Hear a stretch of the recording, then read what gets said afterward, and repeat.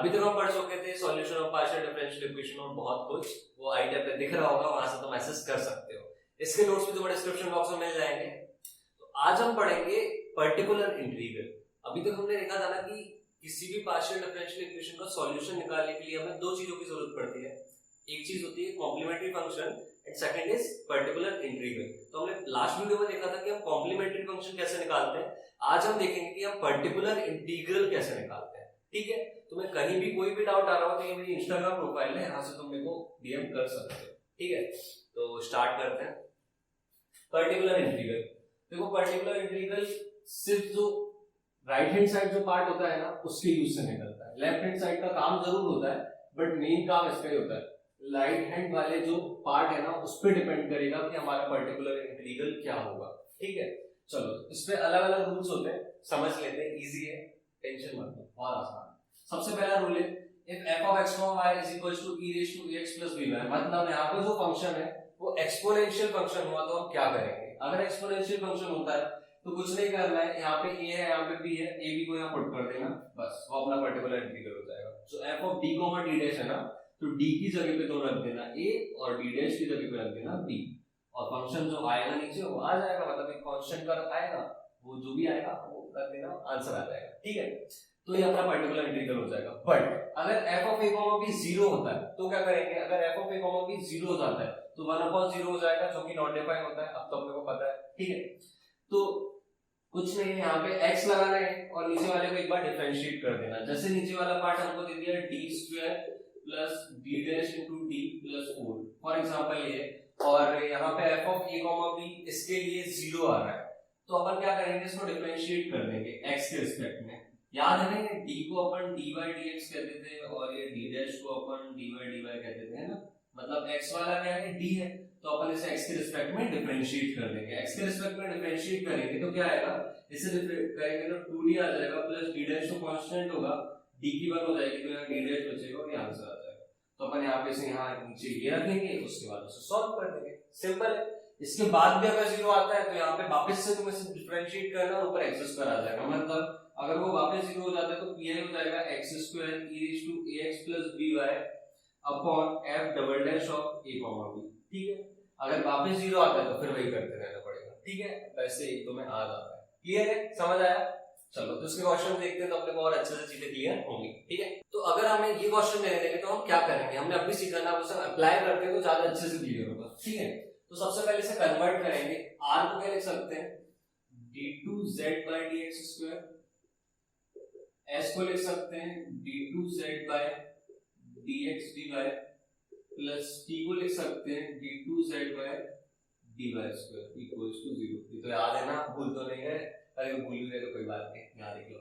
ठीक है, चलो तो अब इसको क्या लिख सकते हैं, 4d square plus 12 d' plus 9, 0 नहीं है यहाँ पे, e raised to 3x minus 2y है। ठीक है, प्लस 9 d' का square 4 multiply by z equals to e raised to 3x minus 2y। जैसे हमने कोई क्वेश्चन दिया है तो अपने को उसमें इसका सॉल्यूशन निकालना है, तो दो चीजें होंगी, कॉम्प्लीमेंट्री फंक्शन और पर्टिकुलर इंटीग्रल। कॉम्प्लीमेंट्री फंक्शन निकालना तो तुम्हें आ गया, बहुत आसान है, इसमें अपन m रखेंगे और सॉल्व कर देंगे, तो मेरे हिसाब से बताने की जरूरत नहीं है। अपन पर्टिकुलर इंटीग्रल देखते हैं। ठीक है, पर्टिकुलर इंटीग्रल के लिए क्या करते हैं हम, pi is equals to 1 upon f of d, d' e raised to 3x minus 2y। ठीक है, अब हम इसमें क्या रख देंगे, 1 upon f of 3, minus 2 e raised to 3x minus 2y। ठीक है, अब यहाँ रखने से पहले एक बार चेक कर लेना कहीं 0 तो नहीं आ रहा, तो रख के देख लेते हैं अपन।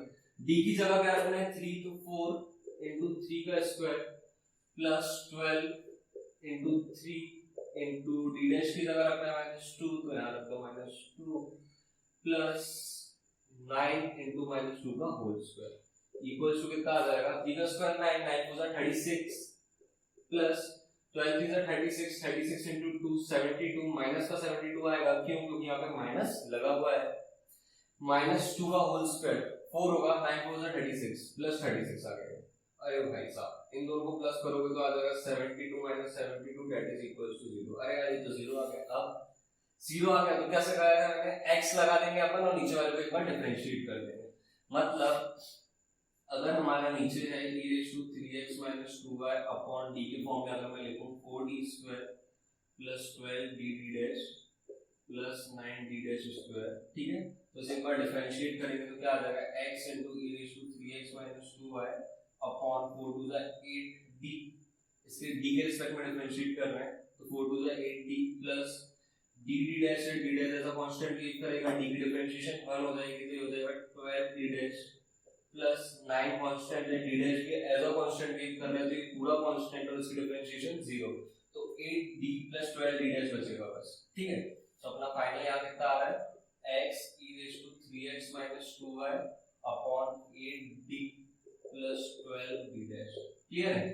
अब अपन क्या करते थे, अपन फिर चेक कर देते 3 और -2 को रख कर चेक कर लेते तो क्या हो जाएगा 8 into d की जगह क्या रखा है अपने को 3, 8 into 3 माइनस है प्लस है प्लस 12 d डैश की जगह क्या रखना है -2, तो यहां रखो -2, 8 3 जा 24 -24, अरे भाई साहब फिर 0 आ गया, तो फिर 0 आ गया तो इससे भी वापस से डिफरेंशिएट कर देंगे, वापस से डिफरेंशिएट करेंगे तो हो जाएगा x² e raise to 3x minus 2y upon d के रिस्पेक्ट में डिफरेंशिएट करेंगे तो यहाँ पे d की डिफरेंशिएशन 1 होगी तो यहाँ पे 8 आ जाएगा प्लस 12 कांस्टेंट d डैश भी कांस्टेंट तो 0, तो अपना तो आंसर ही आ गया यहाँ पे x² e raise to 3x minus 2y upon 8, ये अपना होगा पर्टिकुलर इंटीग्रल, क्योंकि अपने को मेन मोटिव ये होता है कि नीचे से d और d डैश वाली टर्म चले जाए, ठीक है। वो या तो इनको पुट करने पे जाती है या तो इनको ही पुट करने पे जाती है, बट ये बार बार 0 आ रहा था तो अपन ने डिफरेंशिएट किया, बट यहाँ पे d और d डैश की टर्म बची ही नहीं है, तो फिर बस आंसर आ गया, ये अपना क्लियर है, तो ये अपना आंसर होता है। समझ आया क्या करना है, चेक करना पड़ेगा तुम्हें, अगर ये 0 आ रहा है तो बार बार डिफरेंशिएट करो नीचे वाली चीज को, ऐसा बहुत कम होता है, मैंने स्पेशल केस लिया तुम्हारे कारण जिससे तुम्हें क्लियर हो जाए, ठीक है, टेंशन मत लेना, फर्स्ट या सेकंड टाइम में आंसर आ जाता है, ठीक है। बस चीजें क्लियर हुई ना कि करना क्या है अपने को, कोई डाउट तो नहीं है ना। तो हम नेक्स्ट केस देख लेते हैं। नेक्स्ट केस है if f of x y is equal to sin of x plus by और cos of x plus by, अगर कुछ ऐसा आ जाता है तो हम पर्टिकुलर इंटीग्रल कैसे निकालेंगे, ठीक है। देखो कुछ नहीं, हमें फंक्शन इस फॉर्म में दिया होता है, ये अब तो हमें पता चल गया है, बस इसमें जो इस फॉर्म में जो फंक्शन दिया है उसमें a और b को तो पुट करना है, बट थोड़ा डिफरेंट टाइप से पुट करना है। कैसे, जो d² होगा उसे हम -a² पुट करेंगे, जो d' होगा उसे हम -b² पुट करेंगे, ठीक है। जो d' होगा उसे हम -ab पुट करेंगे। ध्यान रखना इसमें गलती होती है, ये -a² है। अब क्वेश्चन करेंगे तो आप लोगों को क्लियर होगा, टेंशन मत लो, बस एक बार देख लो करना क्या होता है, ठीक है। ये पुट करा है यहाँ पे, जो भी नीचे आएगा कांस्टेंट वो आंसर हो जाएगा अपना pi का sin ax plus b upon वो। बट अगर ये 0 हो जाता है तो इससे पहले वाले क्वेश्चन में जो कर रहे थे ना वही करना पड़ेगा, यहाँ पे x नीचे वाले को डिफरेंशिएट, फिर ये चीजें पुट करो, वापस यहाँ पे x नीचे वाले को डिफरेंशिएट, ये चीजें पुट करो, ऐसे करना पड़ेगा जब तक 0 नहीं जाता। अगर 0 आ रहा है तो ऐसा करेंगे, 0 नहीं आ रहा है तो सिंपल आंसर आ जाएगा, ठीक है, क्लियर है। चलो क्वेश्चन देखते हैं तो ज्यादा अच्छे से क्लियर होगा। ये अपना question 2dx² - 5dx dy + 2dy² z = 5 cos of 2x - y + e raised to x - y, इस डिफरेंशियल इक्वेशन को सॉल्व करके इसका सॉल्यूशन निकालना है, ठीक है। तो सॉल्यूशन में हमें दो कंपोनेंट मिलते हैं, पहला कंपोनेंट होता है कॉम्प्लीमेंट्री फंक्शन, दूसरा कंपोनेंट होता है पर्टिकुलर इंटीग्रल, ठीक है। कॉम्प्लीमेंट्री फंक्शन में तो तुम मास्टर हो ही गए होगे, यहाँ पे m को 1 रखो और सॉल्व करो, आ जाएगा। अपन बात करते हैं पर्टिकुलर इंटीग्रल की। अब मैं इसका बताऊं उससे पहले यहाँ पे दो चीजें दी है तो भैया कैसे करेंगे, कुछ नहीं, दोनों को सेपरेट कर लो और सॉल्व करके आंसर लिख देना, दोनों को वापस प्लस करके, इसका एक पर्टिकुलर इंटीग्रल आएगा, इसका एक इंटीग्रल आएगा, दोनों को प्लस करो आंसर, ठीक है। करके बताता हूं, जैसे सबसे पहले इसे कर लेते हैं 5 cos of 2x - y, हम इसका pi लिख लेते हैं, pi होगा 1 upon f of d, d' into 5 cos of 2x plus y, ठीक है, plus e raise to x minus y के लिए चलो अलग से निकाल के बता दो, चलो ऐसे ले लो इक्वल्स टू, अब पहले यहाँ पे रख दो तुम ये फंक्शन पूरा 2 dx² को लिख सकते हैं d² - 5 d dash plus 2 d dash square into 5 cos of 2x plus y x minus y, sorry x minus y, ठीक है। a की वैल्यू क्या है यहाँ पे, a की वैल्यू 2 है, b की वैल्यू कितनी है -1, अपन इससे कंपेयर करेंगे ना तो a की वैल्यू 2 आएगी, b की वैल्यू -1 आएगी, ठीक है। अब अपने को यहाँ पे रख के देख लेते हैं, पहले रफत में रख के देख लेना, अगर ये 0 आ रहा हो तो उसको आगे सॉल्व मत करना है, इसलिए रफत में रख के देखो। d² को अपन कैसे रिप्लेस करेंगे -a² से, तो यहाँ हो जाएगा 2 into -2 का स्क्वायर कितना होगा 4, तो यहाँ -4 हो जाएगा, -5 D D dash, D D dash को किससे रिप्लेस करना है अपने को, माइनस ए बी से। a इंटू बी कितना हो रहा है, -2, 2 into -1 -2, minus A B plus 2 हो जाएगा। ठीक है, कैसे बता दे रहा है आपको समझ में आया तो 2 इंटू -1 और पूरे का माइनस, तो 2 इंटू -1 -2 होगा, माइनस माइनस प्लस होगा तो प्लस 2 आ जाएगा। ठीक है, तो हो जाएगा into 2 plus 2 D dash square, 2 D dash square की जगह माइनस बी स्क्वायर पुट करेंगे, -1 का होल स्क्वायर 1 हो जाएगा, फिर यहाँ पे 1 आ जाएगा। ठीक है, चलो ऐसे कर लेते हैं, -4 टू द 8 -10 प्लस 2 तो हो जाएगा -18 -16, तो -16 आ रहा है, 0 नहीं आ रहा, मतलब हमारा आंसर आ जाएगा। तो इसका आ जाएगा -5/16 cos ऑफ 2x - 5, ये हमारा पीआई हो जाएगा इसके लिए। ठीक है, अभी सॉल्यूशन कंप्लीट नहीं हुआ है, सिर्फ इसका पीआई निकाल के बताया समझने के लिए। ठीक है, अब इसका पीआई कैसे निकालेंगे, अपन ने अभी सीखा था, कुछ नहीं, इसका पीआई यही निकाल दूंगा मैं, PI is equals to 1 upon f of d d dash e raise to x - 5।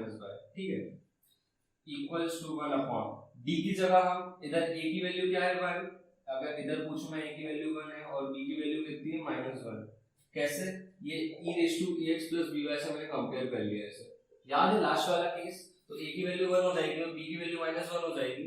अब हम d की जगह रख देते हैं 1 और d डैश की जगह -1, इधर पुट करके देख लो, d की जगह मैं 1 रखूंगा तो हो जाएगा 2 -5 इंटू 1 इंटू d डैश की जगह -1 प्लस 2 इंटू d डैश की जगह -1 का होल स्क्वायर।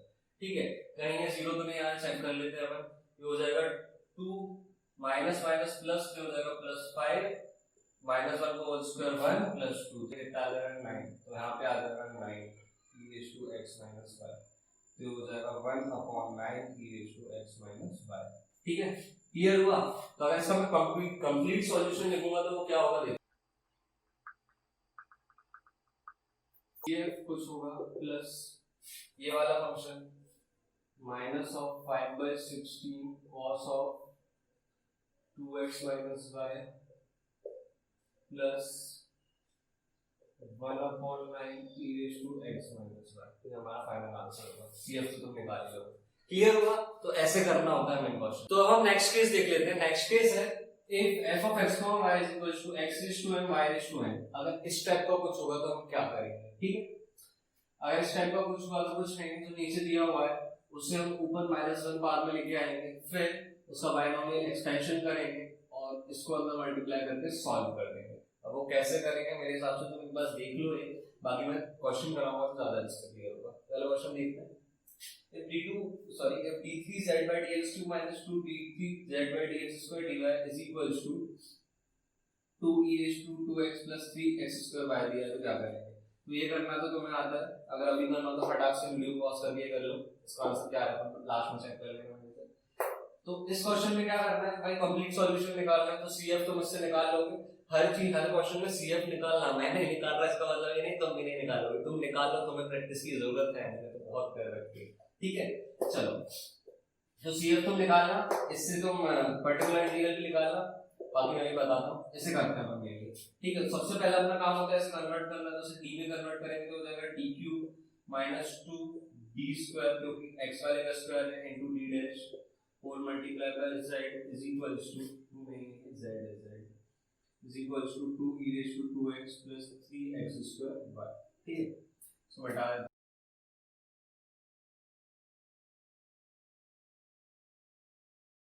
अब इसके लिए पीआई निकालना है हमने को, इसके लिए पीआई निकालेंगे, कुछ नहीं करेंगे, 1 अपॉन इसको देखो सबसे पहले ये क्या है d cube minus 2 d square d dash 3x square y, ठीक है। इसे 1 में कन्वर्ट करना है, एक साइड को 1 में करना है तो d क्यूब को कॉमन ले लेंगे पूरे में से। अगर मैं d क्यूब को पूरे में से कॉमन लूंगा तो आ जाएगा 1 upon d cube multiply by 1 minus 2 d dash by t whole multiply by 3x square y, ठीक है।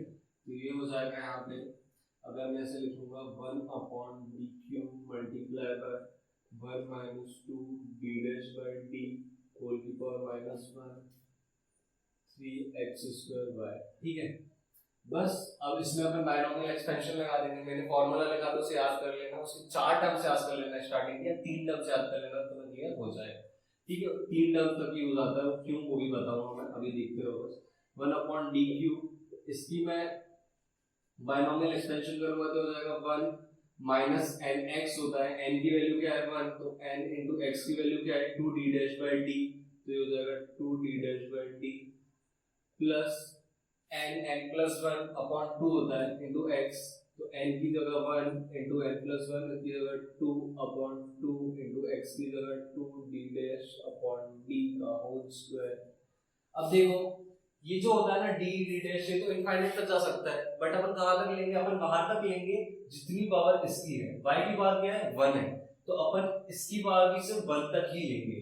क्यों लेंगे 1 तक, क्योंकि जैसे d डैश है ना, d डैश का मतलब क्या है, d डैश का मतलब क्या है, देखो dy dy होता है, d डैश का मतलब जो भी टर्म अंदर आएगी बाहर से उसका हम डिफरेंशिएट करेंगे विद रिस्पेक्ट टू y, यही होता है ना, मतलब अपन ने स्टार्टिंग में सीखा था, तो with respect to y differentiate करेंगे, तो जैसे यहाँ से y आ रहा है अंदर, तो y का डिफरेंशिएशन 1 हो जाएगा। अगर मैं उस 1 का डिफरेंशिएशन वापस से करूंगा, मतलब अगर d डैश का होल स्क्वायर होता है तो 2 बार डिफरेंशिएशन होगा, d डैश मतलब एक बार, d डैश का होल स्क्वायर मतलब 2 बार डिफरेंशिएशन होगा। अगर 2 बार डिफरेंशिएशन हो रहा है मतलब y का डिफरेंशिएशन पहले 1 हुआ, उसके बाद उसका एक और बार डिफरेंशिएशन हुआ, मतलब 1 का डिफरेंशिएशन 0 हुआ, तो 0 आ गया ना, तो इसलिए अपन सिर्फ एक पावर तक लेते हैं, मतलब जितनी इसकी पावर है वहां तक लो, जिससे अपना 0 आए नहीं, क्योंकि 0 वाली टर्म्स तो आगे सब कट जाएंगी ना, इसलिए कोई फर्क पड़ेगा ही नहीं, इसलिए अपन जो इसकी पावर है वहीं तक लेते हैं। क्लियर हुई चीजें? अरे जैसे अगर तुम्हें y स्क्वायर आ गया तो तुम d डैश का स्क्वायर तक लोगे, क्यों लोगे, क्योंकि बस इसकी 2 बार डिफरेंशिएट करेंगे, तीसरी बार जैसे डिफरेंशिएट करूंगा तो वो 0 आ जाएगा, समझे? तो इसकी कहां तक टर्म लेंगे अपने को बायनॉमियल एक्सपेंशन में, वो वहां तक लेंगे जहां तक y की पावर है। y की पावर कितनी है, y की पावर 1 है, तो dy d डैश की पावर 1 तक लेंगे, y की पावर 2 होती तो dy d डैश की पावर 2 तक लेते। क्लियर हुआ? आया समझ? ऐसे करना है, ठीक है। चलो तो यहाँ पे लिख देंगे अपन, ये इसको लिखने से कोई मतलब नहीं है, d डैश की पावर 2 आ रही है तो सिर्फ इतना ही लेना है अपने को, उसका एक्सपेंशन, इतना एक्सपेंशन लेंगे अपन इनटू 3x स्क्वायर y। अब इसको अंदर मल्टीप्लाई कर दो, 1 अपॉन डी क्यूब इधर हो जाएगा 3x square y minus 2 d dash, d नीचे रहने दो, उसका मतलब भी बताता हूँ, d डैश मतलब इसका डिफरेंशिएशन होगा विद रिस्पेक्ट टू y, मतलब ये पूरा पार्ट कांस्टेंट, y का डिफरेंशिएशन 1, तो बचेगा सिर्फ 3x स्क्वायर, ठीक है। अब ये d है ना, d का मतलब क्या होता था, d अपॉन dx, ठीक है। अब ये 1 अपॉन में है तो इसका इंटीग्रेशन होगा, ठीक है, तो इधर पे आ जाएगा 2 integration of 3x square y minus, और यहाँ वाला अपॉन डी चल रहा है, ठीक है। चलो बस हो गया। इसका इंटीग्रेशन क्या होगा, याद है अपन ने सीखा था x स्क्वायर का इंटीग्रेशन क्या होता है, x क्यूब बाय 3, 3 तो कांस्टेंट है तो बाहर आ जाएगा, तो x स्क्वायर का x क्यूब बाय 3, तो x क्यूब बाय 3 हो जाएगा, तो हो जाएगा 1 upon d cube 3x square y minus 2 into 3 into x cube by 3, 3 से 3 कट जाएगा, तो हो जाएगा 1 upon d cube 3x square y minus 2x cube, ठीक है।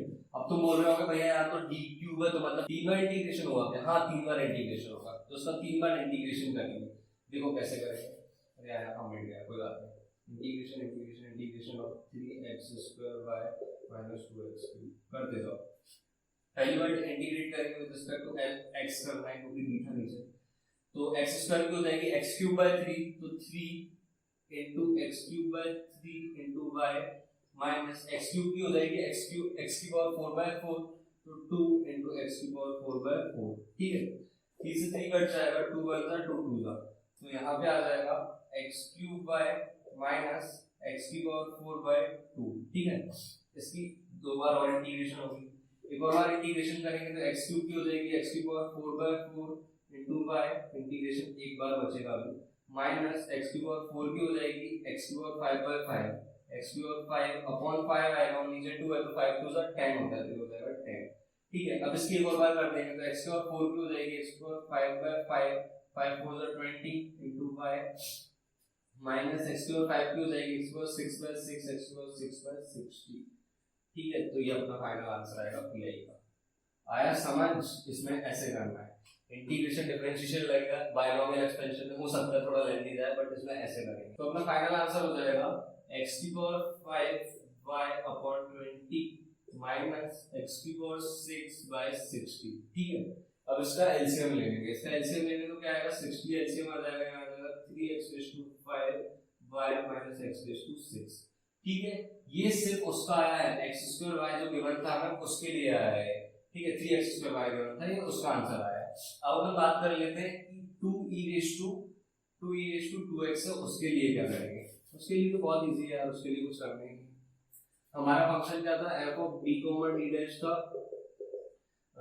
d cube minus 2d square d dash, ठीक है, और हमारा है 2e रेज़ टू 2x, ये है 2e रेज़ टू 2x, ठीक है। इसलिए भी ये निकालना है तो हो जाएगा 1 upon d cube minus 2d square d dash into 2e raise to 2x, ठीक है, प्लस 0y भी कर सकते हैं ना, तो a की वैल्यू आ जाएगी 2, b की वैल्यू आ जाएगी 0, a की जगह अपन d रखते हैं और b की जगह अपन d डैश रखते हैं, ठीक है, तो d की जगह आ जाएगा 2 का cube minus 2 into d dash, d का स्क्वायर मतलब 2 का स्क्वायर इंटू d डैश की जगह 0, इसे इक्वल्स टू में यहाँ लिखोगे हो जाएगा 1 upon 8 into 2e raise to 2x, minus 0 आएगा ना तो उससे भी फर्क पड़ेगा, फाइनल आंसर आ जाएगा e raise to 2x by 4।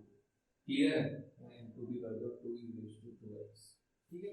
Clear हुआ तो सिंपल, वो तो अपन ने फर्स्ट केस सीखा था उससे आ जाएगा। तो हम नेक्स्ट केस देख लेते हैं। पहले मैंने ये सोचा था कि मैं सारे केसेस करा दूंगा फिर क्वेश्चंस कराऊंगा, बट अगर हम हर केस के साथ एग्जांपल देखेंगे तो हमें तुरंत केस क्लियर हो जाएगा, इसलिए मैं उसके साथ करा रहा हूँ। हो सकता है वीडियो थोड़ा सा लंबा हो जाए, बट अपने को सारे क्वेश्चंस डिटेल में अच्छे से करना है जिससे कंसेप्ट पूरा क्लियर हो जाए, इसलिए ध्यान से करते रहो।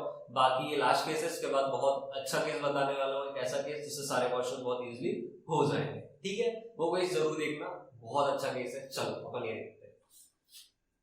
अगर केस है f of x y equals to e raised to x plus by और उसके साथ कोई फंक्शन आ जाता है, मतलब अभी तक ये दोनों फंक्शन अलग अलग चल रहे थे, e raised to x वाला और कोई दूसरा फंक्शन, अगर ये दोनों मल्टीप्लिकेशन में आ जाते हैं e raised to x plus y into b of x y, तो हम क्या करेंगे।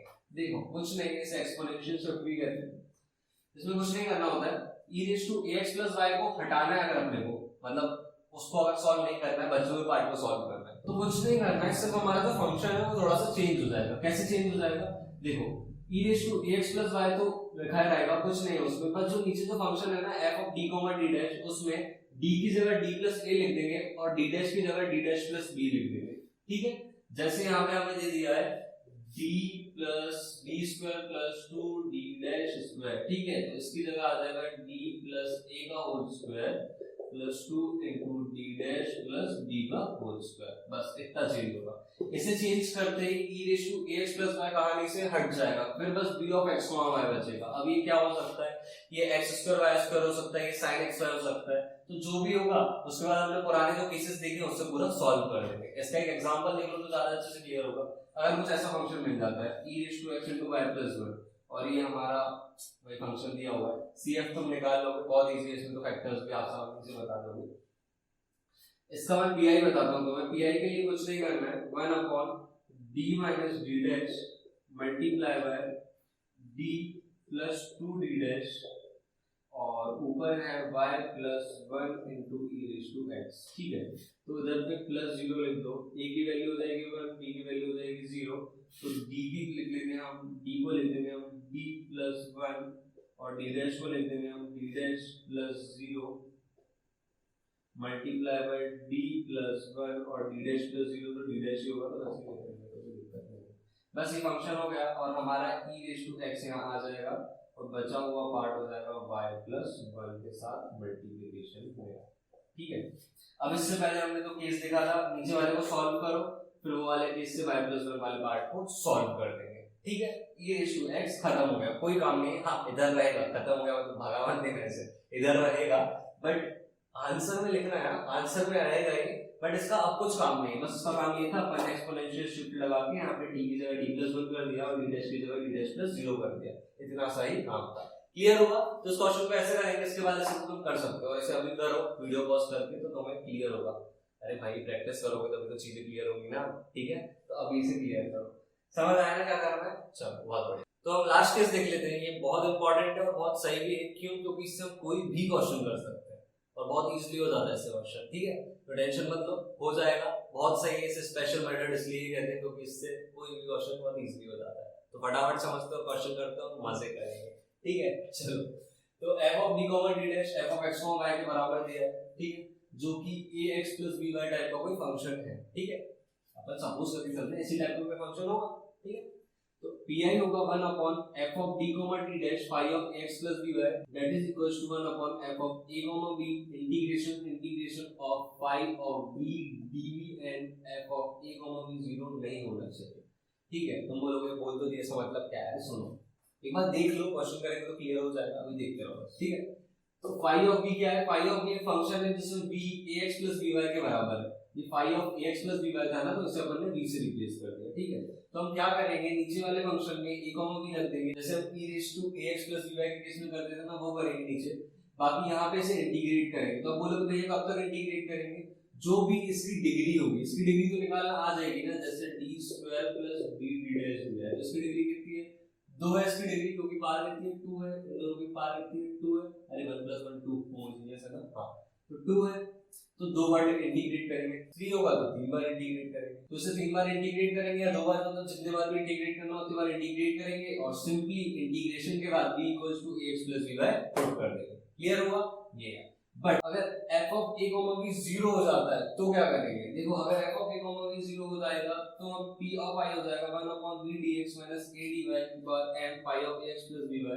अब तुम बोलोगे ये कहां से आ गया, देखो कोई भी हमें फंक्शन दिया रहता है तो हम उसे ऐसे कन्वर्ट करते हैं ना, cf निकालने के लिए हम उसे फैक्टर्स में कन्वर्ट करते थे ना। जैसे मेरे को दे दिया 5, ऐसे लिख लो, जैसे हमें दे दिया t² plus 5 b d dash plus 6 minus 6 d dash plus square, ठीक है। तो इसे फैक्टर्स में कन्वर्ट करेंगे तो ये कितना आ जाएगा t² plus 6 dd dash minus dd dash minus 6 d dash square, ठीक है। इधर से मैं d कॉमन ले लूंगा तो इसके डायरेक्ट फैक्टर्स लिखूंगा तो हो जाएगा d plus 6d dash d minus d dash, ये दो फैक्टर्स आएंगे। तो इन दो फैक्टर्स के यूज को हम यहाँ पे b और a बता सकते हैं ना, यहाँ से b और a, और उस होल की बात है, मतलब अगर 0 आ रहा होगा ना तो कुछ इस फॉर्म में कन्वर्ट कर लेंगे, फिर उससे सॉल्व कर देंगे, ठीक है। तो इसको ऐसे सॉल्व करेंगे। अब मेरे हिसाब से तुम्हें चीजें क्लियर बहुत कुछ को हो गई होंगी, बहुत कुछ नहीं होगी, तो क्वेश्चंस करते तो ज्यादा अच्छे से क्लियर हो जाएगी, टेंशन मत लो, ठीक है। तो हम इसके क्वेश्चन देख लेते हैं। क्वेश्चन देखने से पहले अगर चैनल पे नए हो तो चैनल को अभी सब्सक्राइब कर दो, वीडियो को लाइक कर दो। अरे वेट कर रहा हूँ, लाइक और सब्सक्राइब करो, सब्सक्राइब तो कर ही दो, लाइक तो तुम कर ही दोगे ऑब्वियसली। तो क्वेश्चन देखते हैं। क्वेश्चन है dq minus 7 dd dash square minus 6 d dash cube z into sin of x plus 2y plus e raised to 3x minus y, ठीक है। तो अपने को इसमें pi निकालना है, स्पेशल मेथड का यूज करके, तो उसमें करते थे pi is equals to 1 upon f of d comma d dash into phi of ax plus by, इस टाइप का होता है, ठीक है। phi of ax plus by की जगह ये, तो हम pi निकालेंगे तो यहाँ हो जाएगा pi is equals to 1 upon f of d comma d dash sin of x plus 2y plus 1 upon f of d comma d dash, मिटा दो सर, पूरे मिटा दो, ठीक है, e raised to 3x minus y, ठीक है। अब अपन यहाँ पे लिख देंगे 1 upon f of a comma b, a मतलब 1 है और b मतलब 2 है, integration of sin of b dv3, ठीक है। ये समझ आया कैसे लेगा, वही अपना फार्मूला जो होता था लास्ट में अपन ने देखा ना, अभी उस फार्मूले से लिख दिया। इसे 3 क्यों लिखा है, 3 बार क्यों करा है, क्योंकि इसकी डिग्री 3 है, क्लियर है। चलो प्लस इसके लिए भी सेम हो जाएगा 1 upon f of 3 minus 1 integration of e raised to 3x e raised to v dv, ठीक है। चलो तो यहाँ पे 1 upon 1 2 रखूंगा तो इसमें 1 2 रखूंगा तो हो जाएगा 1 का cube minus 7 into 4 into 1 minus 6 into 8, 8 6 का 48, 7 4 28, 48 plus 28 minus 1 तो हो जाएगा 1 minus 76, 76 minus 1 minus 75 हो जाएगा, ठीक है। तो यहाँ पे आ जाएगा minus 1 upon 75, इसका 3 बार इंटीग्रेशन करेंगे तो इसका हो जाएगा integration of minus of cos b dv, ठीक है। एक बार हो गया, एक और बार करेंगे तो cos का होता है sin, तो minus of sin b dv हो जाएगा, ये cos का sin और एक माइनस पहले से था, अब sin का होता है माइनस cos, तो माइनस माइनस प्लस हो जाएगा, तो इसका हो जाएगा minus of minus cos b, ठीक है। तो फाइनल हमारा आंसर आ जाएगा minus minus plus minus 1 upon 75 cos of b, that is equals to minus 1 by 75 cos of b की वैल्यू कितनी थी x plus 2y ठीक है। देखा तुमने कितने इजीली आ गया इससे। अपने को नहीं तो केस 2 लगाना पड़ता जिसमें अपन क्या करते थे d स्क्वायर की d क्यूब की जगह d स्क्वायर की जगह माइनस a स्क्वायर रख देते थे, d डैश स्क्वायर की जगह माइनस b स्क्वायर रखते थे, फिर उसे पूरा सॉल्व करते थे। उससे अच्छा ही अपन ने डायरेक्ट लगाया, b रखा, 3 बार इंटीग्रेट किया, आंसर आ गया। क्लियर? ऐसे ही इसमें करोगे तो इसमें 1 upon f of 3 minus 1, d की जगह 3 रखेंगे तो 27 और उसकी जगह minus 1, 7 into minus 1 into minus 1 का square into 3 into minus 6 into minus 1 का होल क्यूब। ठीक है, तो हो जाएगा 27 माइनस 7 is 21 प्लस 6। ठीक है, तो 21 प्लस 6 हो जाएगा 27 माइनस 15। ठीक है, इन दोनों को माइनस करेंगे तो 15 में कितना प्लस करें, 7 और 5 12 आंसर आ जाएगा। तो यहाँ पे आ जाएगा 12 और इसका 3 बार इंटीग्रेशन होगा तो e रेज़ टू x का इंटीग्रेशन तो e रेज़ टू x ही होता है, तो उसका तीनों बार इंटीग्रेशन करोगे तो e रेज़ टू v ही बचेगा। तो e रेज़ टू क्या है अपना ये x प्लस y की value 3x minus y, e raise to v बचेगा। उसके बाद इसे लिखेंगे 1/12 e raise to 3x minus y। ये राइटिंग के साथ थोड़ा कॉम्प्रोमाइज करना पड़ेगा, बाकी मेरे साथ चीजें क्लियर होनी चाहिए। ठीक है, तो यहाँ पे आ गया और ये प्लस में आ जाएगा इसके, तो हमारे पहले वाले का पीआई ये हो गया और सेकंड वाले का पीआई ये हो गया इजीली उसकी मेथड से, मतलब स्पेशल मेथड से। ठीक है, क्लियर हुआ? चलो अब नेक्स्ट देख लेते हैं। नेक्स्ट है हमारा dx square plus dx dy minus 2dy square equals to 8 ln of x plus 5y। अब इसमें नया क्या है? इसमें नया ये है कि हमने अभी तक जितने फंक्शन देखे उसमें लॉग का फंक्शन कभी नहीं आया। अभी लॉग का फंक्शन आ जाएगा तब स्पेशल मेथड यूज होगी, तब और कोई मेथड है ही नहीं और स्पेशल मेथड से बहुत इजीली हो जाएगा। कुछ नहीं है, 1 अपॉन f ऑफ 1,5 कर देना और इंटीग्रेशन इंटीग्रेशन इंटीग्रेशन कितनी बार होगी? 2 बार होगी ना, तो इसकी डिग्री कितनी है? 2 है। इंटीग्रेशन ऑफ ln b कर देना, ठीक है, और ये dv हो जाएगा। अब इसका इंटीग्रेशन कैसे होगा? बाय पार्ट से होगा। 1 डॉट e मानेंगे, उसके बाद तुम्हें आता होगा इंटीग्रेशन इतना, तो इंटीग्रेशन कर लेना और लास्ट में b की वैल्यू पुट कर देना, तो आंसर आ जाएगा। क्लियर हुआ? समझ आया कैसे करना है? अरे क्लियर हुआ ना? क्या करना है करके देखो, अगर नहीं बने तो मेरे से पूछ लेना, मैंने इंस्टा आईडी दे दी है, वापस बता देना, इंस्टाग्राम आईडी है, डीएम कर सकते हो। कोई भी डाउट हो, कभी भी डाउट हो। आज का लेक्चर मेरे हिसाब से पूरा क्लियर हुआ होगा, ये लंबा हो गया थोड़ा सा, बट फटाक से खत्म करते हैं। इसके नोट्स डिस्क्रिप्शन बॉक्स में दिए हैं। चैनल अच्छा लगा तो लाइक शेयर सब्सक्राइब कर देना और टाटा बाय बाय।